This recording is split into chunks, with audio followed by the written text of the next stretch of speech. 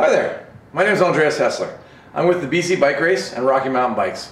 We'd like to give you some technical tips through a series of videos that hopefully can make your riding experience just a little bit better.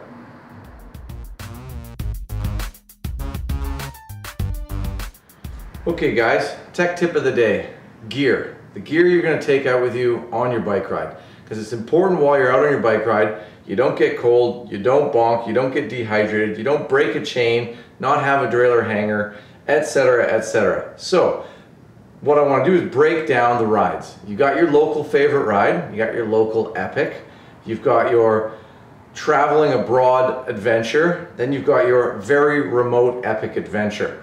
Also, not to be confused, you have your local saddle season rides, which involve a lot more clothing and layering. So let's just start with the big pile of gear for your epic ride.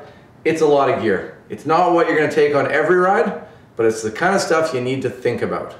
So let's start with the big mountain adventure. What you're going to need is you're going to need a shell, either a vest or a jacket or both. I'm particularly fond of taking both. I'll wear the vest a lot. When I'm having lunch or I'm descending, I'll wear the jacket.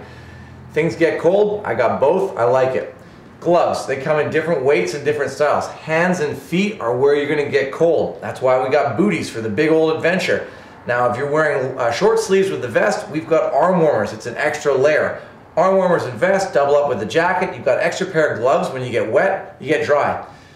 We've got interchangeable eyewear. It's very important out there in the summer that you're bushwhacking. You don't want to lose an eye, so wear your eyewear. It's very important. And it's nice to have a pair of eyewear that changes lenses so you can change as the light conditions change. Food, whatever you use, food is important. It's important that you have a variety of food and you have a lot of it. Here we have, obviously you're going to need a couple of tubes, especially if you're running tubeless. A patch kit and a pump enable you to go all day. You can basically go wherever you want. You never know on the backcountry adventure, if you lose a bit of air, sure helps to have a shock pump. We got some emergency zap straps, derailleur hanger. Your multi-tool must have a number of things on it.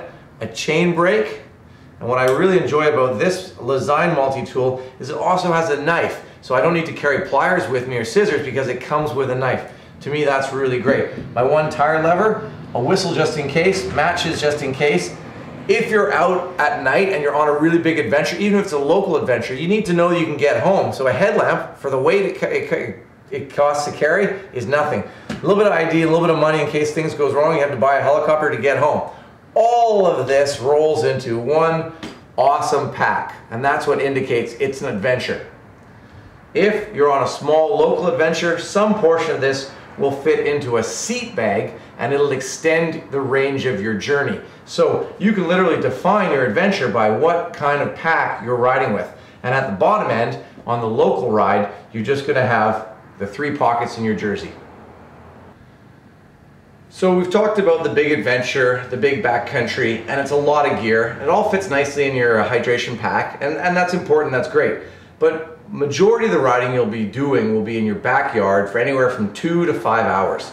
The biggest limitation you'll have will be the number of water bottles, and the amount of money and the amount of food you can carry. So, just so that you know what's going on out there, most important, a multi-tool. And again, when I'm training and I'm not racing, I want to make sure I have all the Allen keys, the chain device, and the knife. You never know, but it doesn't hurt, a little bit of extra weight for training.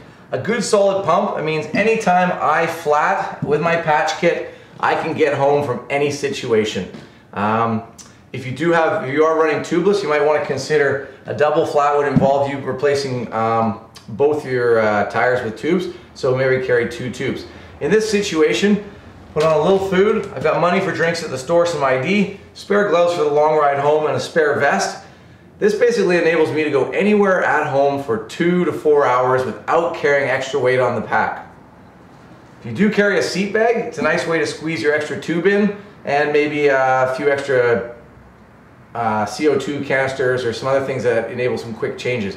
But basically, this is your training routine, and the rest is as the summer comes and you get into the bigger adventures, you load it into the pack.